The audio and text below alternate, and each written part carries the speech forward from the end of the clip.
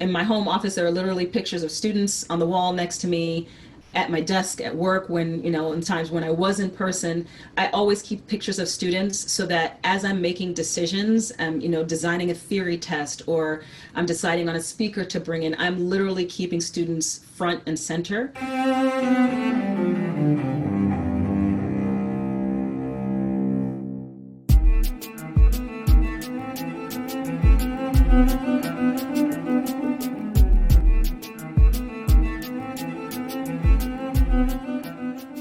Welcome to Arts Engines. I am your host, Aaron Dworkin, and with us as today's guests, we have Natalie Butler, who serves as Dean of Learning and Teaching at People's Music School. Welcome, Natalie. Thank you so much for having me. I'm really excited to talk with you.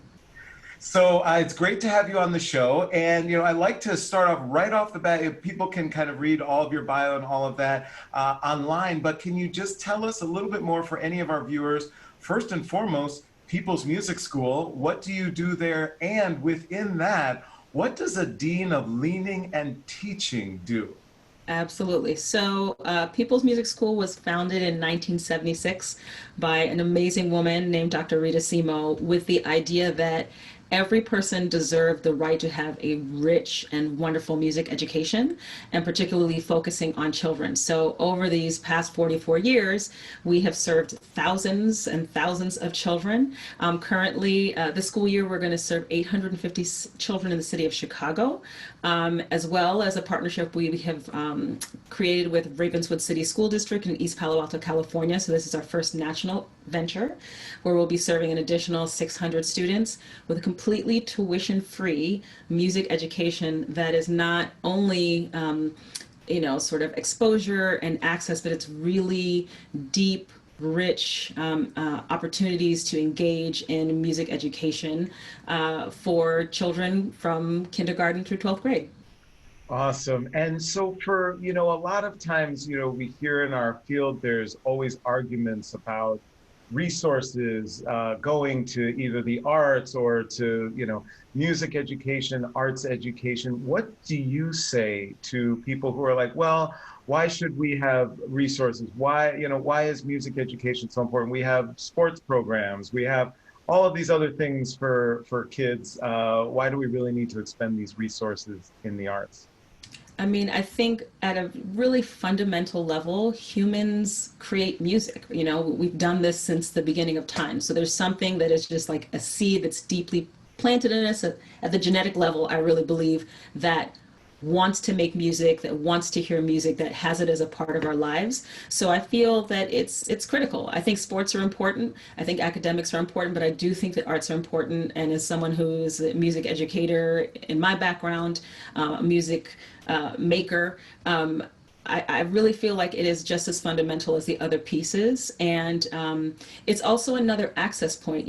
Everyone doesn't necessarily excel in algebra. They don't necessarily excel in basketball, but they should have a space. They should have an opportunity to engage in a space where they learn if they can excel in music, and if it contributes something, enhances their life, if it brings something to their community. And so I feel that that's really an important part of the work that we do, that yes, we are very rigorous and we have juries and theory exams and composition projects and all of that, but a fundamental part of the way that we're using music is for its transformational powers, not only for the student, but for the entire community of people who surround them. So whether it's their parents, their aunts, their uncles, their schools, their larger communities, the city, and now nationally, that transformational power that comes from really engaging in deep music learning. That's what we're looking at for Peoples. Awesome. So before, I wanted to ask you a little about the national aspect. Sure. But before that, also, this idea of equity. So obviously, equity, inclusion, racial issues are, dominating our society these days. Could you kind of just share with our audience, kind of what are your thoughts and people's thoughts about any aspects of that inequity to access to Absolutely. music instruction and education that young people get? That's a fundamental piece of the way that we do work, is removing those economic barriers. So, when Dr. Simo created the school, her impetus for creating it was the shock. She was from the Dominican Republic.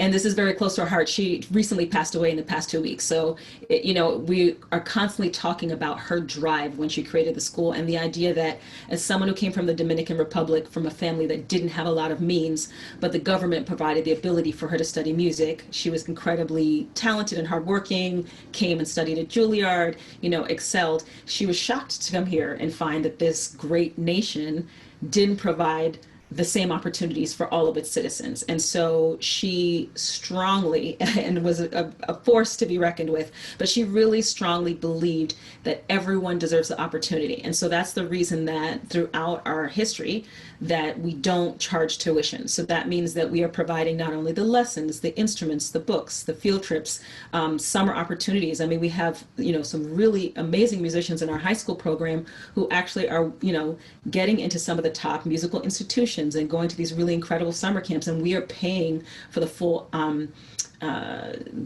opportunity to engage in those things, and we commit to that child and their family that as long as they meet the expectations, that we are going to do that from kindergarten until they graduate from high school.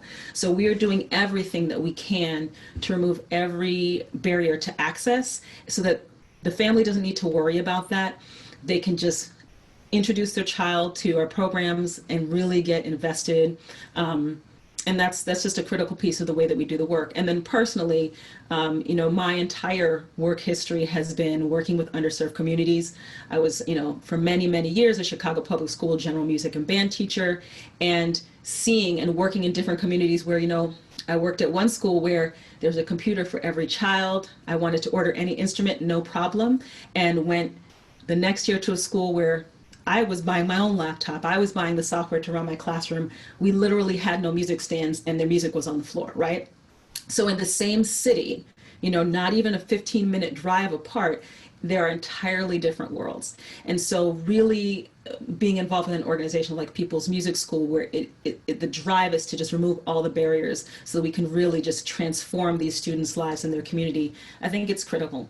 It's more important now than ever that all of these, the social unrest and everything that's going on, these conversations, I think it's more critical than ever.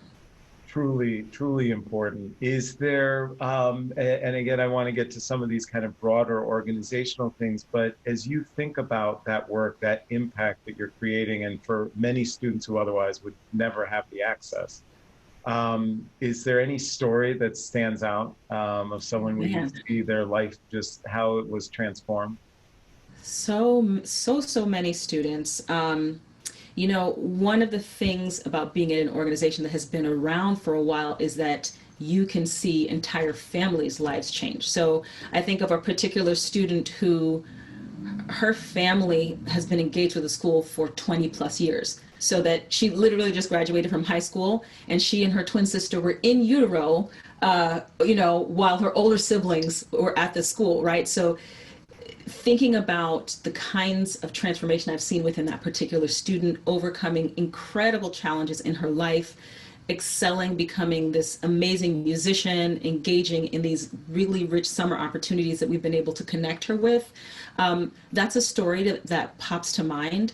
And there are so many stories of, not just the students, but again, this idea of community building is that, the way that we're doing the program, it's really not a light touch program. When the world was normal, right? So pre-pandemic, with our in-person programming, students were coming anywhere from 3 to 12 hours weekly. So our programming is very, very intensive.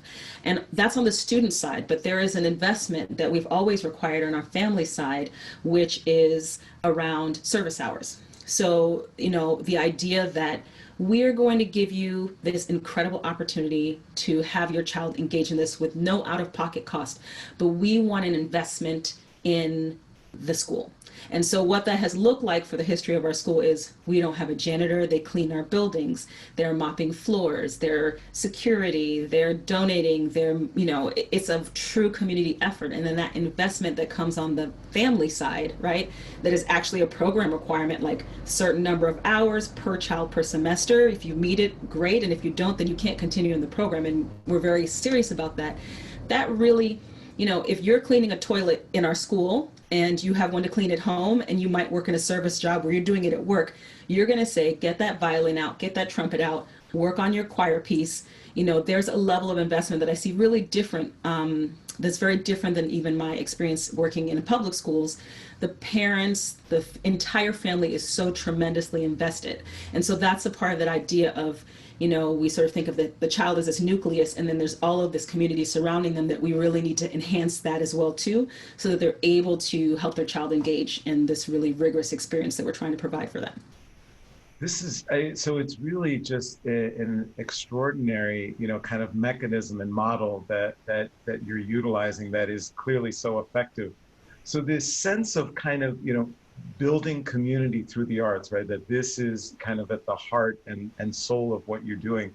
Could you kind of just talk a little bit more about that? I'm thinking of, some of our viewers, our audience, who may represent or be leading organizations that may not have specifically thought, they're like, hey, we're doing this, we're teaching this instrument, or we're providing this for an audience, but haven't necessarily characterized their work as building community through the arts. Could you kind of just share, how does that kind of fit for you, and how does that emanate?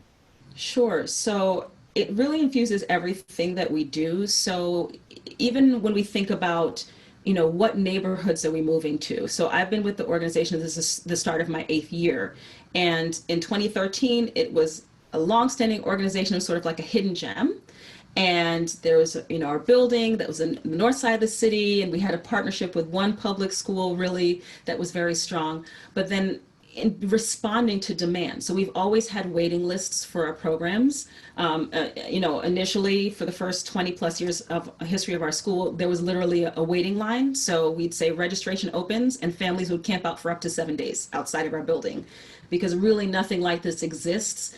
Tuition-free, unauditioned, the sort of level of rigor. And we've since moved to a lot of remodel, but regardless, we've always had these waiting lists, and we had families who were on the other side of the city saying, we want this. We can't take a 2-hour bus ride to the north side of the city. So responding to that, and then going to the communities and saying, okay, we're not just going to come and impose ourselves here. Do you really want us here? Is there an organization, a church, a school, another community group that we can partner with that can really, they've already built deep roots in the community, and we want to build on that. We don't want to assume that we've got something great and we're just going to kind of jump in. So really thinking about that. And so that when we do, when we did start 2 new partnerships on, 2 different corners of the city, they were able to hit the ground running because the community was already really strong there. There was tremendous support. There were, local organizations, business leaders, universities who are willing to partner with us to sort of help us sustain the programs. Because I think one of the things that's often challenging in nonprofit situations is people have great ideas and you start out, but you don't have the infrastructure to sustain. And for me, there's nothing more heartbreaking than having a child who loves a program and then all of a sudden you run out of funding or you run out of support. And we never want that to happen. We want this amazing legacy that Rita created to continue. And we want to be able to keep our promise to serve a child from kindergarten through 12th grade for every new generation of students we intake. So with that in mind, that community piece is just really critical. And so we spend a lot of time trying to lay the groundwork before we even start talking details about building a program. Similar to what we did in East Palo Alto, California, and moving with that partnership, there was a lot of groundwork laid before we realized, okay, this is something that they're asking for and that we can help provide and expose and expand this access. Right. So to kind of delve into that a little bit, right, that seems like a significant expansion, right? A lot of organizations that are, committed and historically part of one specific community, really focused on that, to all of a sudden have quite a tremendous national. Can you kind of speak to that, especially to some, other organizations maybe thinking, should we do that, or how do we do that? How did that come about, and how do you know you can bring the same level of quality of instruction and excellence that you've been doing literally across the country? Absolutely. So I would say, like, maybe taking even a step back from that, over the last 7 years, before even this great expansion opportunity, we've really been working to strengthen our infrastructure, to codify, what it is that we're doing. What is our secret sauce that makes it possible to get a student in and in a very short period of time really have some tremendous musical results. So we, from collecting data to making sure that we have sort of a unified system across even our Chicago sites, implementing professional development, very intensive professional development for our teachers, which is often unique at an arts organization like ours. Just really making sure that the foundation is extremely solid. So I think that's the first piece. This particular partnership came about. Our president and artistic director, Jennifer Kim Matsuzawa, actually commutes back and forth from East Palo Alto to Chicago. And it came from her volunteering in the community. Someone who worked at the school was someone she knew, and they just said, our school does not have a music teacher. We have an old music room with some things like, could you come in? I know you're really busy. Could you come in and work with students? And she was like, I'm really busy, but yes, she committed to doing it. And in an incredibly short amount of time, she was implementing the same sorts of ways that we engage our students and families, and was able to build a chorus out of just students who decided, well, I'm not going to go to recess. I want to sing. I don't want to go to recess, which, again, says a lot about different kinds of access points to opportunities for students. These students were ripe for this, and in 5 or 6 rehearsals put on an incredible concert. And from that, the principal, the superintendent, they said, okay, this is something that's really special that's happened here, and I know that you do this special thing in Chicago, but we want it here. So it really led to almost a year of conversations, exploring possibilities, having our team come visit there and see, does this really work? Is this our student population? Those students are absolutely the students we serve. They're incredible. The school community there is wonderful. And so, then coming back to our side, because again, we want to build on a solid foundation, but every floor that we build, we want that to be solid too. So really, carefully vetting this opportunity, making sure that our board did an extremely careful review to see, is this something that we can do? Can we financially sustain it? Looking for those additional funding sources. So it was quite sort of an exploratory process before we got to the point where we felt, okay, this is an opportunity that not only isn't the right thing to do, but it's the right time for us. We're stable enough to be able to sort of build this next level. And I realized I didn't answer one of your initial questions around what do I do in my role of Dean of Learning and Teaching. My primary focus this year is around all of those sort of structures and fundamentals. Our term we use is like evergreen. So everything that we need to continue to have things be solid, to continue to codify what we're doing, to do more research, to do have more understanding. So, creating our curriculum book. So this was our second edition of our curriculum book. So every instrument, every type of class we teach, we have a 10-level sequential curriculum that has assessments, that has, performance outcomes, that we train our teachers, those measures, and all of the tools that are needed to do that. That's a lot of what my job is. So really codifying those things for students as well as assessment for teachers, and then providing all of the professional development that's going to be needed to, facilitate that. And I'm a clarinetist and I also teach band. So at, our community sites, I conduct some of our bands too. So I have a teacher hat as well as an administrator hat at People's. Which of course, and is worn so often in our field. It is extraordinary work that you are doing. We're just about out of time, but I just wanted to ask, this is extraordinarily hard work that you're doing, that bringing about this incredible impact at People's. And I'm just wondering, and especially now with all of the other things going on in our society, which makes this type of work even more challenging. Absolutely. Where do you find your inspiration, right? When the day is just so tough and it seems like things are, the challenges are potentially insurmountable.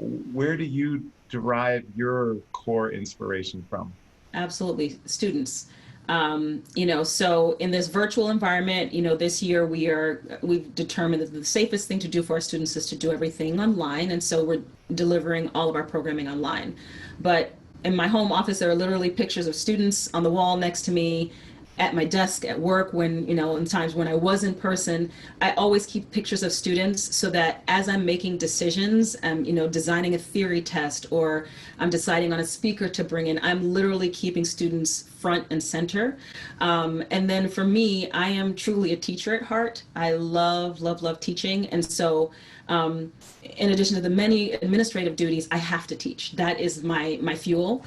I had 2 musicianship classes last night online, and it's the second week of programming for us. So just seeing their faces, getting to check in with them. We haven't seen them in person since the spring because of everything that's been happening. So for me, it doesn't matter how tired I am. Once I'm in front of a student, I'm fully energized. I don't feel tired. I don't have a headache. I'm not sick. Whatever it is, they really fuel me. And one of the things that I just truly love about working at People's, and it is an incredible piece of our community, is that every teacher that we have working with our students really is the same way. You just see them light up. You see the way the kids' eyes sparkle when they're calling out for their teacher, when they're coming into rehearsals. And now, of course, everything is remote.